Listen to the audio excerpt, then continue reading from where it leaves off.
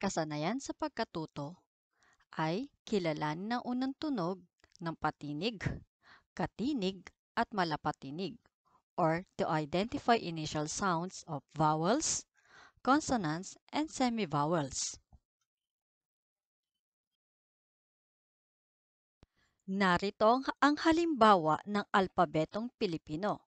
Alam mo ba kung ano ang alpabetong Pilipino? Halina't tuklasin natin. Ang alpabetong Filipino ay binubuo ng 28 letra. May 5 letrang patinig, 21 katinig, at may 2 malapatinig.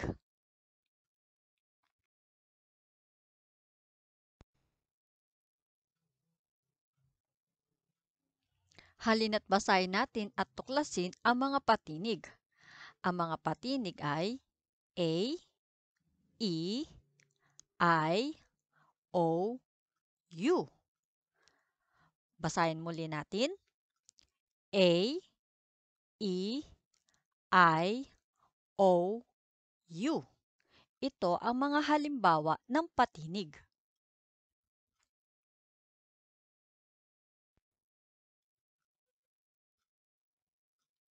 Narito naman ang tunog ng patinig.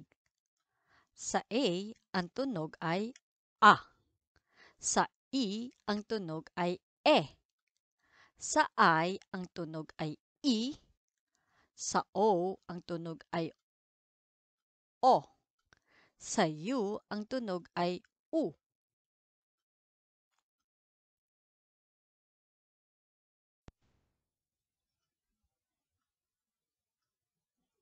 Narito naman ang halimbawa ng katinig. B, C, D, F, G. Halina't alamin naman natin kung ano ang tunog ng B, C, D, F, at G.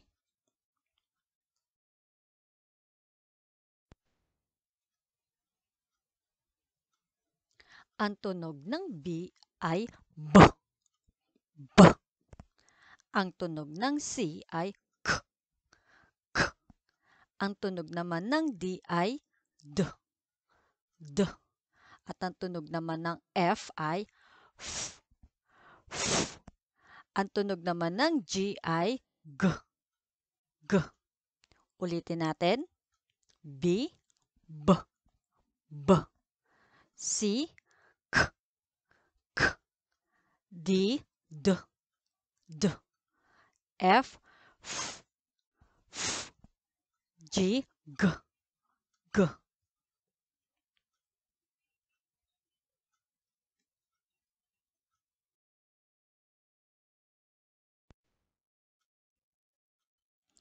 Narito pa ang halimbawa ng katinig.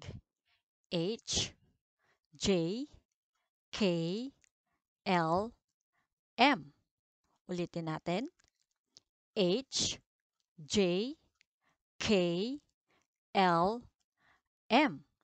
Halina't alamin naman natin kung ano ang tunog ng mga katinig na ito. Halina't alamin natin kung ano ang tunog ng H. Ang tunog ng H ay H, H. Ang tunog ng J ay J, J. Ang tunog ng K ay K, K. Ang tunog ng L ay L, L. Ang tunog ng M ay M, M. Halimbawa ng katinig. N, Nye, NG, at P. Ulitin natin. N, Nye, NG, at P. Halina't alamin naman natin kung ano ang tunog ng mga katinig na ito.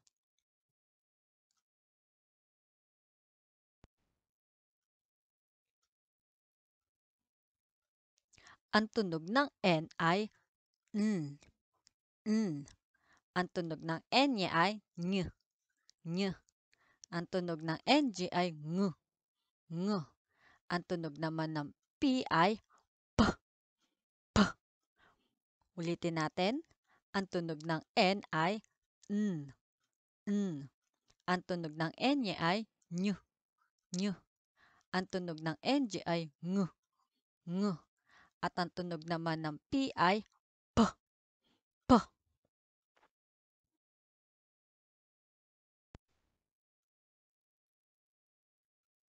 Narito pa ang halimbawa ng mga katinig.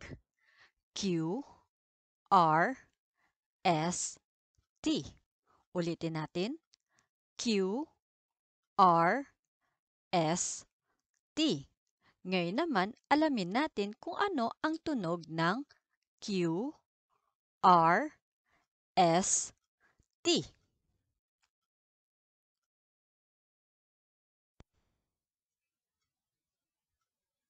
Ang tunog ng Q ay kwa, kwa. Ang tunog ng R ay R, R. Ang tunog ng S ay S, S. Ang tunog ng T ay T, T. Ulitin natin. Ang tunog ng Q ay K, K. Ang tunog ng R ay R, R. Ang tunog ng S ay S, S. Ang tunog ng T ay T, T.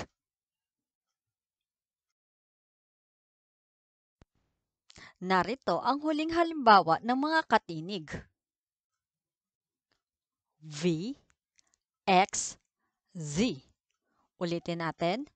V, X, Z.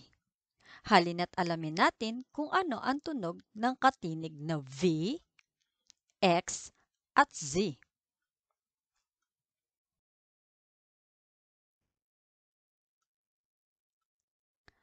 Ang tunog ng V ay V, V. Ang tunog ng X ay X, X.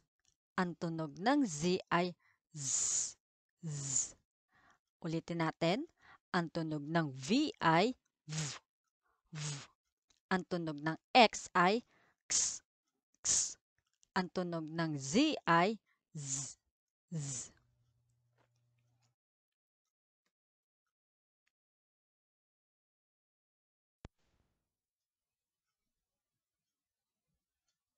Narito naman ang halimbawa ng mga malapatinig. W at Y. W, Y. Halina't alamin naman natin kung ano ang tunog ng W at Y.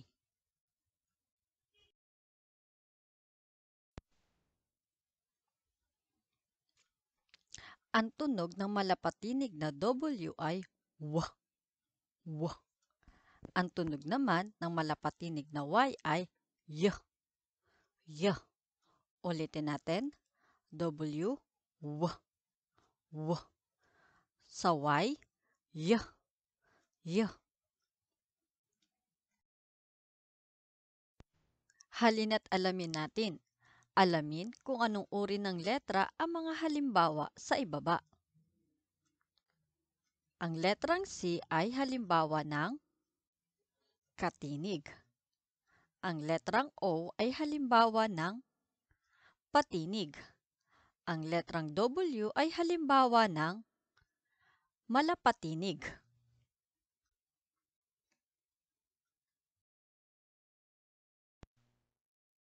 Para sa unang gawain, bilugan ang letra na bibigkasin ng guro. Para sa unang bilang, B, B. Para sa ikalawang bilang, makinig ng mabuti sa bibigkasin ng guro. E, E. Ulitin natin. E, E.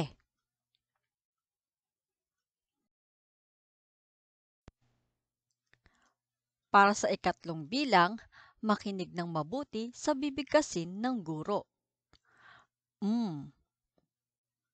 Ulitin natin. Isa pa.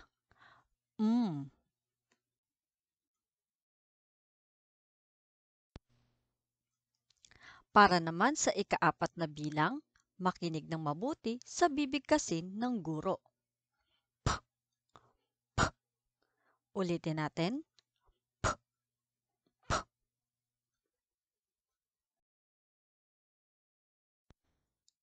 At para naman sa huling bilang, makinig ng mabuti sa bibigkasin ng guro.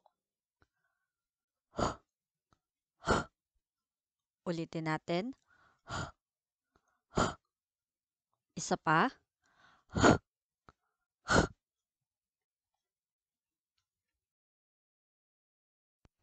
Para naman sa gawain pagkatuto bilang 2, isulat ang nawawalang letra upang mabuo ang salita. Ito ay araw. Ano ang nawawalang letra sa salitang araw?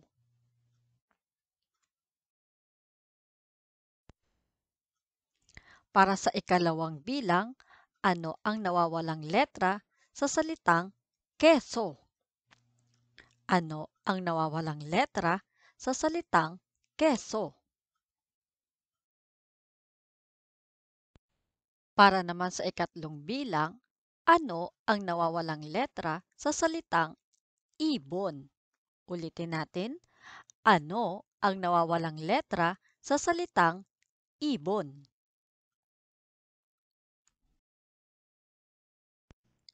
Para naman sa ikaapat na bilang, ano ang nawawalang letra sa salitang mais? Ano ang nawawalang letra sa salitang mais? At para naman sa huling bilang ng gawain sa pagkatuto bilang 2, ano ang nawawalang letra sa salitang walis? Ulitin natin, ano ang nawawalang letra sa salitang walis?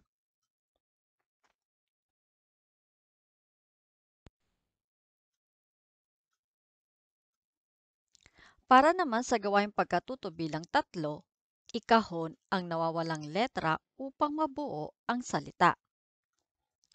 Manok.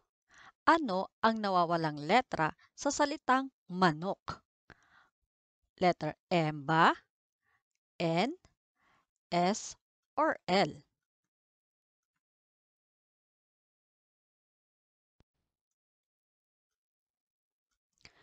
Para naman sa ikalawang bilang, ano ang nawawalang letra sa salitang laso? Letter P, letter K, letter B, or letter L?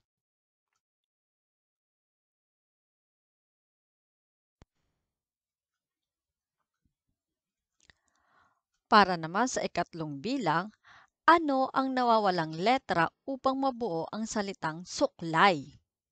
Letter P ba? K, S, o L?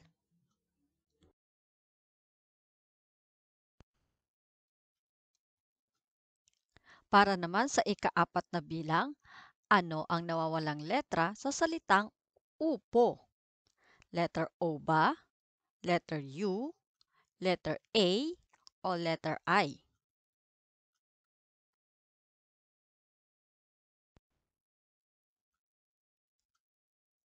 Para naman sa bilang ikalima, ano ang nawawalang letra sa salitang yoyo? Letter W ba? Y ba? S o R? Upang mas malinang pa ang inyong kaalaman tungkol sa alpabetong Pilipino at kung ano ang tunog nito, gumawa ng isang maliit na libro ng mga salita sa alpabetong Pilipino. Gumuhit o magdikit ng larawan at isulat ang pangalan nito at sumulat ng maikling pangungusap at basahin ito araw-araw. Halimbawa sa letrang A, ang tunog ng letrang A ay A at ang halimbawang larawan ay araw. At ang halimbawang pangungusap naman, ang araw ay mainit.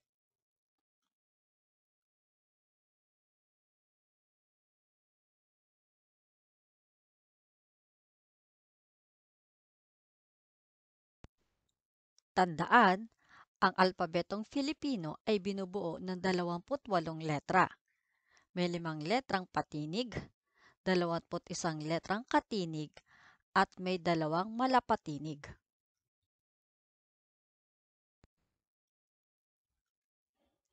Tandaan, ang alpabetong Pilipino ay nahahati sa tatlo. Ito ay patinig, katinig, at malapatinig. Ang patinig ay A, E, I, O, U. At ang katinig naman ay B, C, D, F, G, H, J, K, L, M, N, N, NG, P, Q, R, S, T, V, X, at Z. At ang malapatinig naman ay W at Y.